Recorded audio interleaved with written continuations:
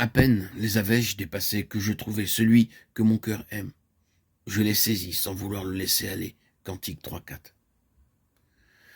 Il n'y a souvent qu'un pas franchi entre l'âme en détresse et la délivrance. Lorsque toute chose autour d'elle semble lui manquer, elle se jette sur Dieu dans son immense faiblesse. Une soif spirituelle intense, une grande détresse suffisent pour affranchir l'âme, renverser les barrières et lui faire trouver la liberté. Car aussi longtemps que nous conservons la muraille, que nous couvrons nos échecs, cachons nos sentiments les plus intimes et vivons en secret malgré ce que Dieu démolit, nous pouvons rester dans les limites rigides de notre étroitesse propre. Dans le Cantique des Cantiques, c'est l'ardent désir de revoir le bien-aimé qui attire l'âme hors d'elle-même, qui l'enlève à ses expériences passées et à tous les moyens terrestres de bénédiction. Avoir dépassé tout cela, c'est se débarrasser de toute idée préconçue sur le mode d'action divine. C'est se dégager de tous les plans, tous les programmes. C'est abandonner toute idée personnelle concernant le temps, l'endroit, l'instrument. C'est demeurer en repos et laisser au Seigneur le soin de frayer le chemin de la bénédiction. Sortir de soi-même, c'est être à ce point brisé qu'on s'oublie totalement. Soit ses intérêts, sa réputation. Se lever et le chercher, c'est répandre son cœur aux pieds du bien-aimé.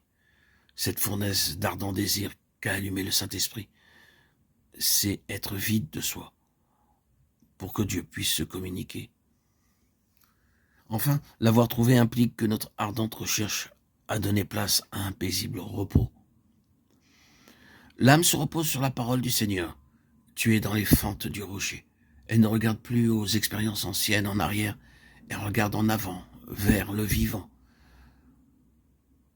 Dans un transport d'allégresse, l'âme déclare qu'elle l'a trouvé, et elle ajoute « Je l'ai saisi, je ne veux plus le laisser aller ». Sa présence manifestée lui est si précieuse qu'elle veut s'attacher à lui. Elle est disposée à veiller dans la crainte qu'elle a de le perdre de nouveau. Oh, âme, ce n'est pas à toi de le retenir. Dans le domaine des choses divines, voilà, vouloir garder, c'est perdre. Il demeurera si tu veux te confier en lui et apprendre à le laisser aller selon qu'il voudra.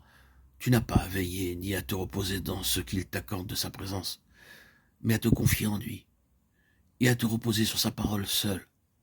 Bien plus, il ne voilera plus sa présence quand tu t'oublieras complètement toi-même, quand tu abandonneras tout à fait ta vie pour ne plus vivre que de la sienne, comme lui-même le fait pour vivre de la vie du Père.